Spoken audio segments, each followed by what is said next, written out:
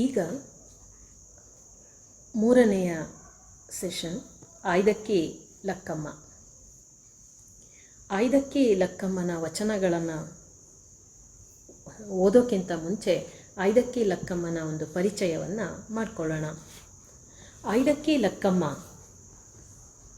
ಅವರು ಆಕೆ ಒಬ್ಬಳನ್ನ ಅಲ್ಲ, ದಂಪತಿಗಳ ಸಮೇತನೇ ಗುರುತಿಸ್ತೀವಿ. ಕಾಯಕ ಕಲಿಗಳು ಅಂತ. ಕಾಯಕ ಕಲಿಗಳಾದ ಆಯ್ದಕ್ಕಿ ಮಾರಯ್ಯ ಮತ್ತು ಲಕ್ಕಮ್ಮ ದಂಪತಿಗಳು ರಾಯಚೂರಿನ ಅಮರೇಶ್ವರ ಗ್ರಾಮದವರು. ಬಸವಣ್ಣನ ಶಿವಶರಣರ ಸಮಾಜ ಸುಧಾರಣೆಯನ್ನು, ಆಧ್ಯಾತ್ಮಿಕ ಸಾಧನೆಗಳನ್ನು ಕೇಳಿ ತಾವೂ ಪಾಲ್ಗೊಳ್ಬೇಕು ಅಂತ ಹೇಳಿ ರಾಯಚೂರಿನ ಅಮರೇಶ್ವರ ಗ್ರಾಮದಿಂದ ಕಲ್ಯಾಣಕ್ಕೆ ಬಂದು ನೆಲೆಸಿದಂಥ ದಂಪತಿಗಳು. ಮುಖ್ಯವಾಗಿ ಮಾರಯ್ಯ ಅಂದ ತಕ್ಷಣ ಮಾರಯ್ಯನ ಜನಪ್ರಿಯವಾದ ವಚನ ಮಾತು ಕಾಯಕವೇ ಕೈಲಾಸ ಅಂತ. ಕಾಯಕವೇ ಕೈಲಾಸ ಅಂತ ಹೇಳಿದ್ದು ಮಾರಯ್ಯ. ಆತನ ಪತ್ನಿ ಲಕ್ಕಮ್ಮ. ಈ ದಂಪತಿಗಳಿಂದ ಕಾಯಕ ತತ್ವಕ್ಕೆ ಒಂದು ಹೊಸ ಆಯಾಮವೇ ಲಭ್ಯ ಆಗೋಯಿತು. ಮಾರಯ್ಯನ 32 ವಚನಗಳು ನಮಗೆ ಲಭ್ಯ ಆಗಿದ್ದಾವೆ. ಅದರಲ್ಲಿ ಕಾಯಕವೇ ಕೈಲಾಸ ಅಂದ ಒಂದು ವಚನವನ್ನು ಇಲ್ಲಿ ಉಲ್ಲೇಖ ಮಾಡ್ಬೋದು. ಮಾರಯ್ಯನ ವಚನ: ಕಾಯಕದಲ್ಲಿ ನಿರತನಾದರೆ ಗುರುದರ್ಶನವಾದರೂ ಮರೆಯಬೇಕು, ಲಿಂಗ ಪೂಜೆಯಾದರೂ ಮರೆಯಬೇಕು, ಜಂಗಮ ಮುಂದಿದ್ದಡೂ ಹಂಗು ಹರಿಯಬೇಕು. ಕಾಯಕವೇ ಕೈಲಾಸವಾದ ಕಾರಣ ಅಮರೇಶ್ವರ ಲಿಂಗವಾಯಿತಾದಡೂ ಕಾಯಕದ ಒಳಗೂ. ಇದು ಕಾಯಕವೇ ಕೈಲಾಸ ಎನ್ನುವ ಮಾರಯ್ಯನವರ ಒಂದು ವಚನ. ಎಲ್ಲಕ್ಕಿಂತಲೂ ಕಾಯಕ ನಿಷ್ಠೆಯೇ ಬಹು ಮುಖ್ಯ ಅಂತ ಹೇಳಿದ್ದು ಮಾರಯ್ಯ. ಇವರ ಆಯ್ದಕ್ಕಿ ಕಾಯಕ, ಆಯ್ದಕ್ಕಿ ಮಾರಯ್ಯ, ಆಯ್ದಕ್ಕಿ ಲಕ್ಕಮ್ಮ ಅಂತಲೇ ಇವರನ್ನು ಗುರುತಿಸೋದ್ರಿಂದ ಅವರು ತಮ್ಮ ಕಾಯಕವನ್ನೇ ಅಂಕಿತವಾಗಿ ಇಟ್ಕೊಂಡು ಅವರನ್ನು ಕಾಯಕದ ಮೂಲಕನೇ ಗುರುತಿಸ್ತೀವಿ. ಹಾಗಾದರೆ ಆಯ್ದಕ್ಕಿ ಕಾಯಕ ಅಂದರೆ ಏನು ಅಂತ ಹೇಳಿ, ಅವರ ಆಯ್ದಕ್ಕಿ ಕಾಯಕ ಅಂದರೆ ಶರಣರ ಮನೆಯಲ್ಲಿ ಭತ್ತವನ್ನು ಕುಟ್ಟಿ ನಂತರ ಅಕ್ಕಿಯನ್ನು ಹಸನು ಮಾಡೋದು. ಕುಟ್ಟೋವಾಗ ಒರಳಿನಿಂದ ಸಿಡಿದ ಅಕ್ಕಿಯನ್ನು ಆಯುವ ಕಾಯಕ, ಹಸನು ಮಾಡಿದ್ದಕ್ಕೆ ಪಡೆಯುವ ಭತ್ಯೆ, ಇದು ಆಯ್ದಕ್ಕಿ ಕಾಯಕ ಅಂತ ಹೇಳಿ ಇದರ ಎಲ್ಲ ಸಂಶೋಧನೆಗಳನ್ನು ಮಾಡಿ ಡಾಕ್ಟರ್ ರಾಮಲಿಂಗಪ್ಪ ಟಿ ಬೇಗೂರವರು ಮಹಾಮನೆ ವಿಶೇಷ ಸಂಚಿಕೆಯಲ್ಲಿ ಆಯ್ದಕ್ಕಿ ಕಾಯಕ ಅಂದರೆ ಏನು ಅನ್ನುವ ಲೇಖನದಲ್ಲಿ ಒಂದು ಸರಿಯಾದ ಮಾಹಿತಿಯನ್ನು ಕೊಡ್ತಾರೆ.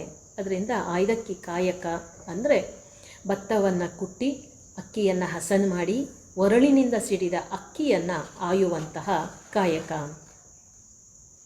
ಮಾರಯ್ಯ ಮತ್ತು ಲಕ್ಕಮ್ಮ ತಮ್ಮ ವಿಶಿಷ್ಟ ಕಾಯಕದ ಮೂಲಕ ಶರಣರಲ್ಲೇ ಅಪರೂಪದ ನಿಜಭಕ್ತರು ಅಂತ ಅನ್ನಿಸ್ಕೊಂಡಿದ್ದಾರೆ.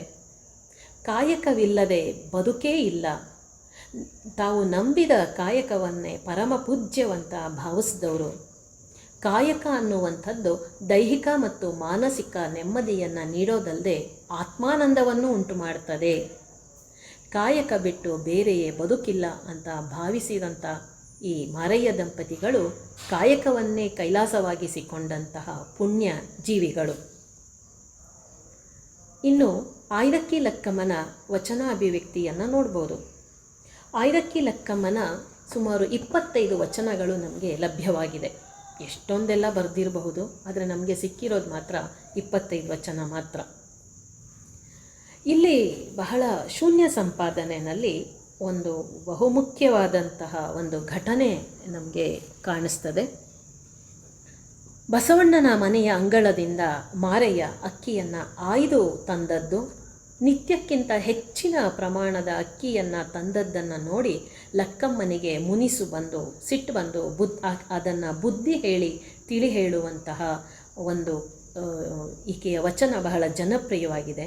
ಈ ಘಟನೆ ಶೂನ್ಯ ಸಂಪಾದನೆಯಲ್ಲೂ ಕೂಡ ಜನಪ್ರಿಯವಾಗಿದೆ.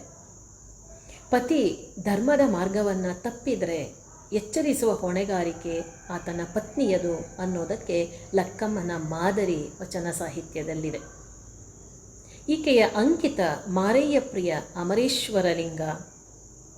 ಇಡೀ ವಚನಗಳಲ್ಲಿ ಸತ್ಯಸಂಧತೆ, ನೈತಿಕ ನಿಷ್ಠೆ, ದೃಢ ಸಂಯಮ, ನೀತಿಗಳ ತೀವ್ರ ಪ್ರತಿಪಾದನೆ ಮತ್ತು ಜಾಗೃತಿ ಈಕೆಯ ವಚನಗಳ ವಸ್ತು ಆಗಿರೋದನ್ನು ನೋಡ್ತೇವೆ.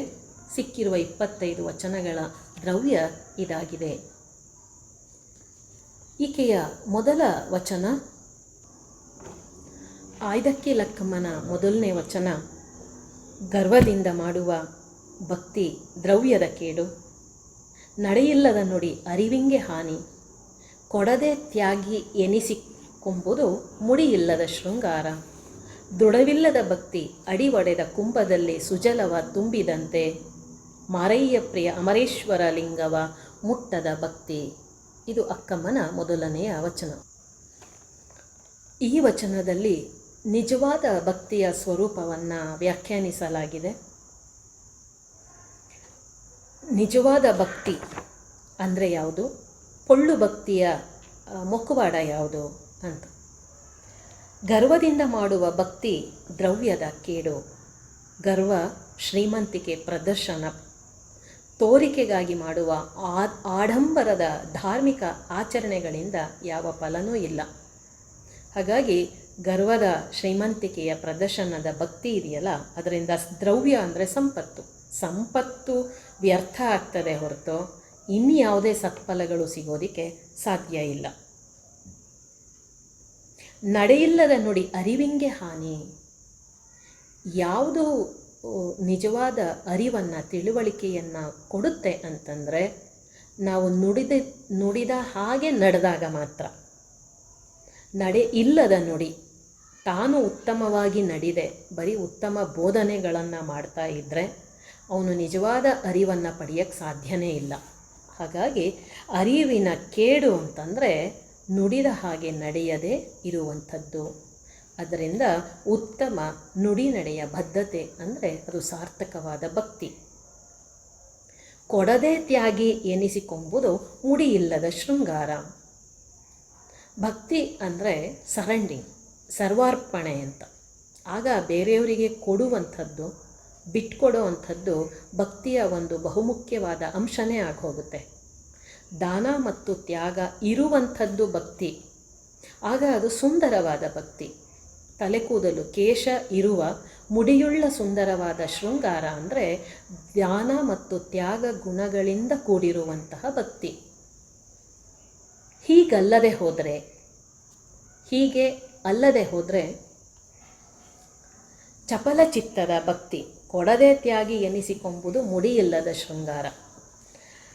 ದಾನ ಮತ್ತು ತ್ಯಾಗಗಳು ಇಲ್ಲದೇ ಇರುವಂಥ ಭಕ್ತಿ ಇದೆಯಲ್ಲ, ಅದು ತಲೆ ಮೇಲೆ ಕೂದಲೇ ಇಲ್ಲದೆ ಶೃಂಗರಿಸ್ಕೊಂಡ್ರೆ ಅದು ಹೇಗೆ ವಿಕಾರವಾಗಿ ಕಾಣಿಸುತ್ತೋ ಹಾಗೆ ಅದು ಶೃಂಗಾರ ಆಗೋದಿಲ್ಲ. ದೃಢವಿಲ್ಲದ ಭಕ್ತಿ ಅಡಿವಡೆದ ಕುಂಭದಲ್ಲಿ ಸುಜಲವ ತುಂಬಿದಂತೆ. ಅಂದರೆ ದೃಢವಿಲ್ಲದ ಭಕ್ತಿಗೆ ಬಹುಮುಖ್ಯವಾದ ಮಡಿಕೆ ನಮ್ಮ ವ್ಯಕ್ತಿತ್ವ. ಅದರೊಳಗೆ ಭಕ್ತಿ ಅನ್ನುವ ಸುಜಲ ತುಂಬಿರುತ್ತೆ.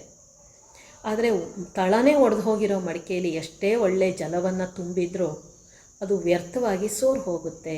ಭಕ್ತಿಗೆ ಬಹುಮುಖ್ಯ ಸದೃಢವಾದ ಮನಸ್ಸು ಸಮಚಿತ್ತವಾಗಿರಬೇಕು, ದೃಢತೆ ಇರಬೇಕು. ಚಪಲ ಚಿತ್ತವಾಗಿರುವಂತಹ ದೃಢತೆ ಇಲ್ಲದೆ ಇರುವ ಭಕ್ತಿ ಅಂದರೆ ತಳೆ ಒಡೆದ ಮಡಕೆಯ ಹಾಗೆ. ಅಲ್ಲಿ ಭಕ್ತಿಯನ್ನು ತುಂಬಿಕೊಳ್ಳೋದಕ್ಕೆ ಸಾಧ್ಯ ಆಗೋದಿಲ್ಲ. ಅದು ಸುಜಲ, ಒಳ್ಳೆಯ ಪವಿತ್ರವಾದ ಜಲ ಆದರೂ ಹೇಗೆ ಸೋರಿ ಹೋಗ್ತದೋ ಹಾಗೆ ಆ ವ್ಯಕ್ತಿತ್ವದೊಳಗೆ ಭಕ್ತಿ ಇರೋದಕ್ಕೆ ಸಾಧ್ಯವಿಲ್ಲ. ಮಾರಯ್ಯ ಪ್ರಿಯ ಅಮರೇಶ್ವರ ಲಿಂಗವ ಮುಟ್ಟದ ಭಕ್ತಿ. ಇಂತಹ ಭಕ್ತಿಗಳು ಅಂದರೆ ಆಡಂಬರ, ದುರ್ಗುಣ, ಚಪಲಚಿತ್ತದ ವ್ಯಕ್ತಿಗಳ ಭಕ್ತಿ ಅಂತ ಅಂದುಕೊಂಡ್ರೂ ಅದು ಭಕ್ತಿ ಆಗೋದಿಲ್ಲ. ದೈವ ಅದನ್ನು ಸ್ವೀಕರಿಸೋದಿಲ್ಲ, ದೈವ ಅದನ್ನು ಒಪ್ಕೊಳ್ಳೋದಿಲ್ಲ. ಹಾಗಾಗಿ ನಿಜವಾದ ಭಕ್ತಿ ಅಂದರೆ ಏನು ಅನ್ನೋದನ್ನು ಈ ಒಂದು ವಚನದಲ್ಲಿ ಆಯ್ದಕ್ಕಿ ಲಕ್ಕಮ್ಮ ಬಹಳ ಸುಂದರವಾಗಿ ವಿವರಿಸಿದ್ದಾರೆ. ಆಯ್ದಕ್ಕಿ ಲಕ್ಕಮ್ಮನ ವಚನ 2ನೇದು. ಆಸೆ ಎಂಬುದು ಅರಸಿಂಗಲ್ಲದೆ ಶಿವಭಕ್ತರಿಗೆ ಉಂಟೆ ಅಯ್ಯ, ರೋಷವೆಂಬುದು ಯಮದೂತರಿಗಲ್ಲದೆ ಅಜಾತರಿಗುಂಟೆ ಅಯ್ಯ, ಈ ಸಕ್ಕಿಯ ಆಸೆ ನಿಮಗೇಕೆ ಈಶ್ವರನೊಪ್ಪ, ಮಾರಯ್ಯ ಪ್ರಿಯ ಅಮರೇಶ್ವರ ಲಿಂಗಕ್ಕೆ ದೂರ ಮಾರಯ್ಯ. ವಚನಕಾರರ ಕತೆಗಳಲ್ಲಿ ಇದು ಬಹಳ ಜನಪ್ರಿಯವಾಗಿರುವಂತಹ ಕಥೆನೇ. ದಾಸೋಹಕ್ಕೆ ಬೇಕಾಗಿರುವಷ್ಟು ಅಕ್ಕಿಯನ್ನು ತರದೆ ಹೆಚ್ಚಾದ ಅಕ್ಕಿಯನ್ನು ಆಯ್ದುಕೊಂಡು ಬಂದಂತಹ ಗಂಡ ಮಾರಯ್ಯ ಆತನ ಗಂಟು ಬಹಳ ದೊಡ್ಡ ಗಂಟನ್ನು ಹೊತ್ತು ಮನೆಗೆ ಬರ್ತಾನೆ ಗಂಡ ಮಾರಯ್ಯ. ಇದನ್ನು ನೋಡಿ ಅಕ್ಕಮ್ಮನಿಗೆ ಅಚ್ಚರಿ ಮತ್ತು ಆತಂಕ ಆಗುತ್ತೆ. ಈ ಸಕ್ಕಿಯಾಸೆ ನಿಮಗೇ ಕಯ್ಯ ಅಂತ ಆತನಿಗೆ ತಿಳಿ ಹೇಳುವ ವಚನ ಇದು. ಈ ಪ್ರಸಂಗ ಗೂಳೂರು ಸಿದ್ದವೀರಣ್ಣೊಡೆಯರ ಶೂನ್ಯ ಸಂಪಾದನೆಯಲ್ಲಿ ಬಹಳ ವಿವರವಾಗಿ ಬಂದಿದೆ. ಕನ್ನಡ ಸಾಹಿತ್ಯ ಲೋಕದಲ್ಲಿ ಬಹಳ ಬಹಳ ಜನಪ್ರಿಯವಾದಂತಹ ಒಂದು ಪ್ರಸಂಗ ಇದು. ನಿಜವಾದ ಶಿವಭಕ್ತರು ಅಂದರೆ ಸಂಗ್ರಹ ಪ್ರವೃತ್ತಿ ಅನ್ನೋದು ಶಿವಭಕ್ತರಿಗೆ ಇರಬಾರ್ದು. ದುರಾಸೆಯಿಂದ ತರುವಂಥದ್ದು ಈ ಸಂಪತ್ತಿನಿಂದ ಯಾವ ದೇವರಿಗೂ ಪೂಜೆನೂ ಮಾಡೋಕ್ಕಾಗೋದಿಲ್ಲ, ದಾಸೋಹನೂ ಮಾಡೋಕ್ಕೆ ಅರ್ಹವಾದದ್ದು ಅಲ್ಲ ಅಂತ ಬುದ್ಧಿಯನ್ನು ಗಂಡನಿಗೆ ಇಲ್ಲಿ ಲಕ್ಕಮ್ಮ ಹೇಳ್ತಾ ಇದ್ದಾಳೆ. ಈ ವಚನದಲ್ಲಿ ಶಿವಶರಣರ ಘನ ವ್ಯಕ್ತಿತ್ವದ ನಿರೂಪಣೆ ಇದೆ. ಶಿವಶರಣರು ಅಂದರೆ ಏನು, ಅವ್ರ ವ್ಯಕ್ತಿತ್ವ ಹೇಗಿರಬೇಕು, ಅವರ ಬದುಕಿನ ಸ್ವರೂಪ ಹೇಗಿರಬೇಕು, ಅವರ ಸಂಯಮ ಹೇಗಿರಬೇಕು, ಅವರ ಅಸಂಗ್ರಹ ತತ್ವ ಹೇಗಿರಬೇಕು ಅನ್ನೋದು ಇಲ್ಲಿ ನಿರೂಪಿತ ಆಗಿದೆ. ಮೊದಲನೆಯ ಮಾತೆ ಆಸೆ ಎಂಬುದು ಅರಸನಿಗೆ, ಶಿವಭಕ್ತರಿಗೆ ಉಂಟೆ ಅಯ್ಯ. ಆಸೆ ಅಂತಂದರೆ ವ್ಯಕ್ತಿಯ ಒಳಗಿರುವ ಬಯಕೆ, ಇನ್ನೂ ಹೆಚ್ಚು ಹೆಚ್ಚು ಪಡಿಬೇಕು ಅನ್ನುವ ಒಳ ತುಡಿತ, ಒಳ ಮಿಡಿತ, ತೀರದ ಮುಗಿಯದ ದಾಹವನ್ನು ಆಸೆ ಅಂತ ಹೇಳ್ತೀವಿ. ಬುದ್ಧನ ಮಾತನ್ನು ನೆನಪಿಸ್ಕೋಬೋದು. ತೃಷ್ಣ ಅಂತ ಹೇಳಿ ಬುದ್ಧ ಹೇಳ್ತಾರೆ. ಆ ತೃಷ್ಣ ಅಂದರೆ ದಾಹ ಅಂತ. ಈ ದುರಾಸೆಯ ದಾಹ ಇದೆಯಲ್ಲ, ಮನುಷ್ಯನ ಎಲ್ಲ ದುಃಖಗಳಿಗೂ ಮೂಲ ಕಾರಣ. ಹಾಗಾಗಿ ಆಸೆ ಅನ್ನೋದು ಒಡೆತನದ ದಾಹವುಳ್ಳಂತಹ ರಾಜನಿಗೆ ಮಾತ್ರ. ಈ ಆಸೆಯಿಂದ ಅವರು ಮತ್ತೆ ಯುದ್ಧಗಳನ್ನು ಮಾಡ್ತಾ ತಮ್ಮ ಸಾಮ್ರಾಜ್ಯದ ವಿಸ್ತರಣೆಗೆ ಹೋಗ್ತಾನೇ ಇರ್ತಾರೆ. ಇಂಥ ಆಸೆ ಒಡೆತನದ ದಾಹವುಳ್ಳ ರಾಜನಿಗೆ. ಇನ್ನು ರೋಷ ಅನ್ನುವಂಥದ್ದು ಯಮಧೂತರಿಗೆ, ಅಂದರೆ ಜೀವಹಾನಿಯನ್ನು ಮಾಡುವಂತಹ,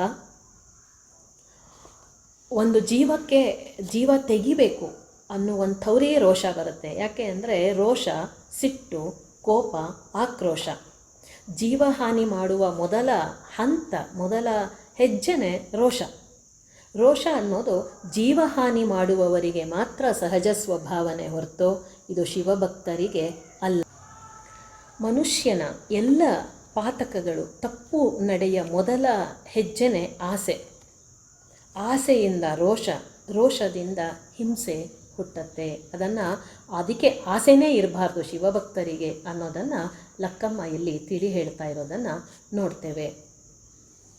ಮುಂದೆ ರೋಷ ಯಮದೂತರಿಗೆ, ಅಜಾತರಿಗುಂಟೆ ಅಯ್ಯ. ಅಜಾತರು ಅಂತಂದರೆ ಹುಟ್ಟು ಸಾವಿನ ಭವಚಕ್ರದಿಂದ ಮುಕ್ತರಾದವರು ಅಂತ. ಅದರಿಂದ ಅಜಾತರಾದಂತಹ, ಹುಟ್ಟು ಸಾವಿನ ಚಕ್ರಗಳಿಂದ ತಪ್ಪಿಸಿಕೊಂಡಂತಹ, ಯಾವುದೇ ಭ್ರಮೆ ಅಸತ್ಯಗಳಿಗೆ ಒಳಗಾಗದೇ ಇರುವಂತಹ ಶಿವಭಕ್ತರಿಗೆ ಆಸೆನೂ ಇರೋದಿಲ್ಲ, ರೋಷ ಕೂಡ ಇರೋದಿಲ್ಲ. ಯಾಕೆ ಅಂದರೆ ಶಿವಭಕ್ತರು ಅರಿಷಟ್ ವರ್ಗಾದಿಗಳನ್ನು ಮೀರಿದಂಥವರು, ಇಲ್ಲವಾಗಿಸ್ಕೊಂಡವರು. ಹಾಗಾಗಿ ಈ ಎಲ್ಲದಕ್ಕೂ ಮುಕ್ತರಾಗಿ ಇರುವಂತಹ ಶಿವಭಕ್ತರಿಗೆ ಆಸೆ ರೋಷಗಳು ಅಂಟ್ಕೋಬಾರ್ದು. ಈ ಭವಚಕ್ರಕ್ಕೆ ಸಿಲುಕದೆ ಮುಕ್ತರಾದ ಅಜಾತರಾದ ಶಿವಭಕ್ತರಿಗೆ ಈ ಆಸೆ ರೋಷಗಳ ದೌರ್ಬಲ್ಯಗಳು ಇರಬಾರ್ದು. ಹಾಗಾದರೆ ಈ ಪ್ರಾಪಂಚಿಕ ದೌರ್ಬಲ್ಯಗಳು ಇದ್ದರೆ ಅಮರೇಶ್ವರ ಲಿಂಗಕ್ಕೆ ದೂರ ಮಾರಯ್ಯ ಗಂಡನಿಗೆ ಎಚ್ಚರಿಕೆಯನ್ನು ಕೊಡ್ತಿದ್ದಾರೆ. ಈ ಆಸೆ ರೋಷಗಳ ಪ್ರಾಪಂಚಿಕ ದೌರ್ಬಲ್ಯಗಳು ಇದ್ದರೆ, ಸಾಮಾನ್ಯ ಮನುಷ್ಯರ ಈ ದೌರ್ಬಲ್ಯಗಳಿದ್ದರೆ ನಾವು ದೈವಕ್ಕೆ ದೂರವಾಗಿಬಿಡ್ತೀವಿ ಅನ್ನುವ ಎಚ್ಚರಿಕೆಯನ್ನು ಗಂಡನಿಗೆ ಇಲ್ಲಿ ಲಕ್ಕಮ್ಮ ಕೊಡ್ತಾ ಇರುವಂಥದ್ದನ್ನು ನೋಡ್ತೇವೆ. ಹೀಗೆ ಲಕ್ಕಮ್ಮ ಈ ದಂಪತಿಗಳನ್ನು ನೋಡಿ ಲಕ್ಕಮ್ಮ ಇನ್ನೊಂದು ವಚನದಲ್ಲಿ ಹೇಳ್ತಾಳೆ, ಮನಶುದ್ಧವಿಲ್ಲದವಂಗೆ ದ್ರವ್ಯದ ಬಡತನವಲ್ಲದೆ ಚಿತ್ತಶುದ್ಧದಲ್ಲಿ ಕಾಯಕವ ಮಾಡುವಲ್ಲಿ ಸದ್ಭಕ್ತಂಗೆ ಎತ್ತ ನೋಡಿದಳತ್ತ ಲಕ್ಷ್ಮಿ ತಾನಾಗಿಪ್ಪಳು. ಮಾರಯ್ಯ ಪ್ರಿಯ ಅಮರೇಶ್ವರ ಲಿಂಗದ ಸೇವೆಯುಳ್ಳನ್ನಕ್ಕ. ನಿಜವಾದ ಶಿವಭಕ್ತರು ಹೇಗಿರ್ತಾರೆ, ಅವರ ಸ್ವರೂಪ ಏನು ಅನ್ನೋದನ್ನು ಹೇಳ್ತಾಳೆ. ಬಸವಣ್ಣನಿಗೆ ಈ ದಂಪತಿಗಳ ಆಧ್ಯಾತ್ಮಿಕ ಸಾಧನೆ ನೋಡಿ ಬೆರಗಾಗಿ ಬಸವಣ್ಣನ ಒಂದು ವಚನ ಇದೆ ಈ ದಂಪತಿಗಳನ್ನು ಕುರಿತು. ಮನೆ ನೋಡ ಬಡವರು ಮನ ನೋಡ ಸಂಪನ್ನರು, ಧನ ನೋಡ ಬಡವರು ಘನ ಮನ ಸಂಪನ್ನರು, ಕೂಡಲ ಸಂಗಮ ದೇವನ ಶರಣರು ಕರುಳಿಲ್ಲದ ಕಲಿಗಳು, ಆರಿಗೆ ಉಪಮಿಸಬಹುದು ಅಂತ ಬಸವಣ್ಣ ಈ ದಂಪತಿಗಳನ್ನು ಮೆಚ್ಚಿ ತನ್ನ ಮೆಚ್ಚುಗೆಯನ್ನು ಹೀಗೆ ಸೂಚಿಸಿದ್ದಾರೆ. ಇಲ್ಲಿಗೆ ಆಯ್ದಕ್ಕಿ ಲಕ್ಕಮ್ಮನ 2 ವಚನಗಳು ಕೂಡ ಮುಗ್ದಿದೆ. ಮುಂದಿನ ಸೆಷನ್ನಲ್ಲಿ ಮಾದಾರ ಚೆನ್ನಯ್ಯನ ವಚನವನ್ನು ನೋಡಬಹುದು.